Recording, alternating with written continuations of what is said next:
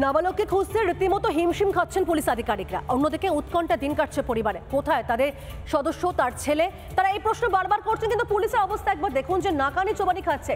যে মূল অভিযুক্ত তাকে তো গ্রেফতার করা হয়েছে, কিন্তু সে আবার বারে বারে বয়ান বদল করছে। এবং সবচেয়ে বড় কথা হচ্ছে, যে সমস্ত জায়গায় ঘটনা ঘটেছিল সেখানে হন্যে হয়ে খুঁজেছেন পুলিশ আধিকারিকরা, প্রত্যেকটা জায়গায় খুঁজেছেন, কিন্তু কোনো রকমভাবে এখনো পর্যন্ত সেই নাবালকের খোঁজ পাওয়া যাচ্ছে না।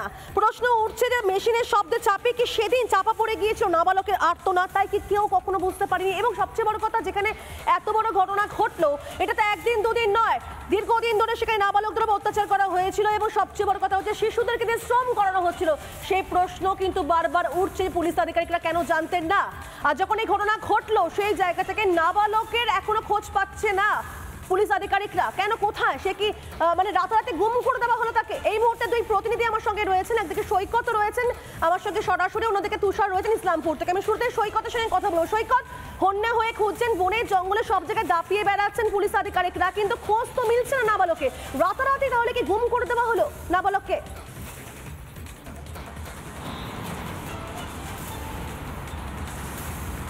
দেখো, এই প্রশ্নটাই পুলিশ আধিকারিকরা জানতে চাইছেন বা এই প্রশ্নেরই উত্তর খুঁজছে পুলিশ। তার কারণ গতকালকে এই কারখানা এবং সংলগ্ন এলাকায় যে জায়গাগুলো আছে, যে অন্তত অনুমান করা যায় যেখানে ফেলে যদি মারা হয় তাহলে মেরে ফেলে দেওয়া যায়, সেই খাল, বিভিন্ন খাল সংলগ্ন এলাকায় তার তল্লাশি করেছে, কিন্তু সেখানেও পাওয়া যায়নি। অন্যদিকে এই যেখানে কারখানা, সেই কারখানা সংলগ্ন এলাকার সিসিটিভি ফুটেজ খতিয়ে দেখছে পুলিশ, সেখানেও কিন্তু এখনো পর্যন্ত পজিটিভ কিছু পাইনি।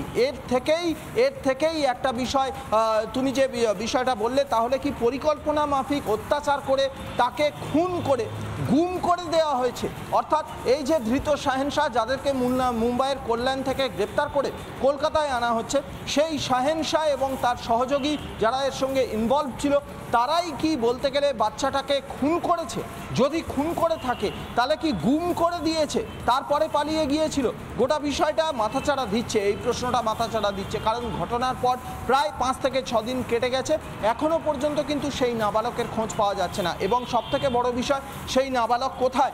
এই বিষয়ে শাহেন শাহকে যখন জিজ্ঞাসাবাদ করা হচ্ছে, বারংবার বয়ান বদল করছে। অন্যদিকে সারাউন্ডিং সমস্ত এলাকা, সমস্ত যে এন্ট্রি এক্সিট পয়েন্ট রয়েছে, সেই জায়গাগুলোর সিসিটিভি ফুটেজ খতিয়ে দেখছে পুলিশ, কিন্তু এখনো পর্যন্ত কিন্তু এই নাবালকের বিষয়, নাবালক কোথায় পালিয়ে গেছে, কোথায় রয়েছে, এই বিষয়ে কিন্তু এখনো পর্যন্ত ক্র্যাক করতে পারেনি, বা এই বিষয়ে এখনো পর্যন্ত ইতিবাচক কোনো ইনফরমেশন বা ফুটেজ এখনো পর্যন্ত পায়নি পুলিশ, এমনটা জানা যাচ্ছে পুলিশ সূত্রে।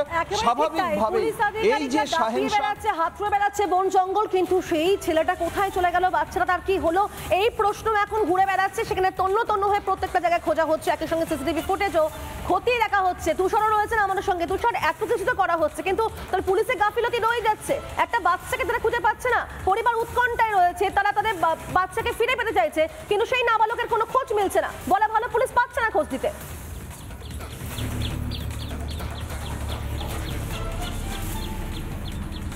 একদমই। দেখো, উত্তর দিনাজপুর জেলার প্রায় 9 দিন থেকে এই বাচ্চাকে খুঁজে পাচ্ছে না তার পরিবারের পক্ষ থেকে একাধিক জায়গায় অভিযোগ জানানো হয়েছে। পুলিশের বিরুদ্ধে ক্ষোভ উগড়েছিলেন, পুলিশ সামনে বিক্ষোভ দেখিয়েছিলেন, এখনও কিন্তু সেই বাচ্চাকে তারা খুঁজে পায়নি, পুলিশ খুঁজে যেতে পারেনি, এমনটা কিন্তু পরিবার বলছে। আমার সঙ্গে এই এলাকার বিজিবি নেতৃত্ব রয়েছে, তার সাথে কথা বলবো। দাদা, এই যে বাচ্চাটা এখনও পাওয়া গেল না, আজ 9 দিন পার হয়ে গেল, কি বলবেন? দেখুন, প্রায় 10 দিন হতে চললো।